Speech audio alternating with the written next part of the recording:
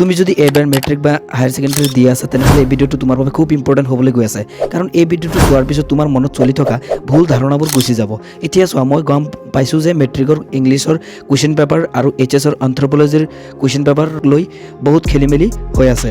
কিছুমানে কৈ আছে ক্লাছ 10ৰ ইংলিছ পেপাৰ হাৰ্ড আহিছে, আকৌ এইপিনে এইচএছৰ ষ্টুডেণ্টে কৈ আছে এন্থ্ৰপ'লজিৰ আউট অফ চিলেবাছৰ পৰা কুৱেশ্যন আহিছে। এতিয়া চোৱা, তুমি আৰু মই এইবোৰ কথা লৈ মাথা মাৰি একো লাভ নাই, কাৰণ কিয় জানানে? কাৰণটো হ'ল প্ৰত্যেকবাৰ এনেকুৱা খেলিমেলি হৈয়ে থাকে, কিন্তু আজিলৈকে মই চোৱা নাই যে ইয়াৰ উচিত কোনো বিচাৰ হৈছে। চ' সেইবাবে মই কৈ আছোঁ, ইউটিউবত ভিডিঅ' চাই কমেণ্ট কৰি একো লাভ নাই। এতিয়া চোৱা, কিছুমানে কৈ আছে আমাৰ লগত চেবাই খুব বেইমানি কৰিলে, কিন্তু এইটো তোমাৰ ভুল ধাৰণা, কাৰণ এটা কুৱেশ্যন পেপাৰ বহুজন টিচাৰ একলগ হৈ বহুত এনালাইজ কৰাৰ পিছতহে বনায়।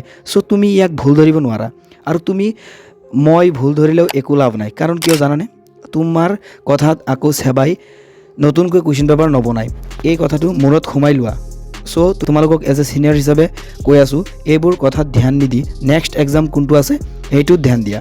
ভাল ষ্টুডেণ্ট এজনে কেতিয়াও এনেকুৱা কথাত ধ্যান দি নিজৰ মূল্যৱান সময় এনেই নষ্ট নকৰে।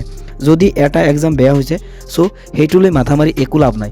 নেক্সট এক্সাম কোনটো আছে সেইটোলৈ মাথা মাৰিব লাগে। চ' যদি তোমালোকৰ এক্সাম বেয়া হৈছে, চ' ন' টেনশ্যন, কাৰণ এটা ছাবজেক্টৰ পৰা কেতিয়াও তোমাৰ টোটেল মাৰ্কছ গণনা নকৰে। গোটেইখিনি ছাবজেক্ট মিলিহে তোমাৰ পাৰ্চেণ্ট গঠন হয়, তোমাৰ পাৰ্চেণ্ট গণনা কৰা হ'ব। চ' যদি এটা বেয়া হৈছে তেনেহ'লে আনটো ভাল কৰিবলৈ চেষ্টা কৰা, আনটো কেনেকৈ ভাল কৰিব পাৰি সেইটো চেষ্টা কৰা। আৰু কিছুমানে মাথা মাৰি থাকে যে গ্ৰেছ মাৰ্ক লৈ।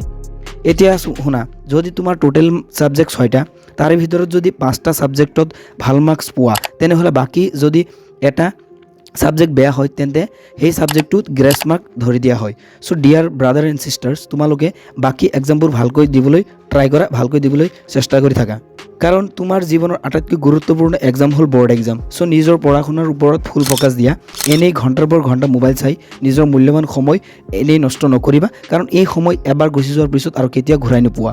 আৰু যদি এতিয়া নিজৰ মূল্যৱান সময় এনেই বন্ধুবৰ্গৰ লগত আড্ডা মাৰি নষ্ট কৰা, তেনেহ'লে কিন্তু পিছত পস্তাব লাগিব। আৰু কোনদিনা পস্তাব লাগিব সেইটো জানানে নাই? সেইটো হ'ল ৰিজাল্টৰ দিনা। ৰিজাল্টৰ দিনা যাতে কান্দিব নালাগে, সেইবাবে কৈ আছোঁ, সকলোৱে বাকী এক্সামবোৰ ভালকৈ দিবলৈ ট্ৰাই কৰিবা। সকলোৰে মোৰ ফালৰ পৰা অল দ্য বেষ্ট। এতিয়াই কমেণ্টত লিখা আই এম টপাৰ।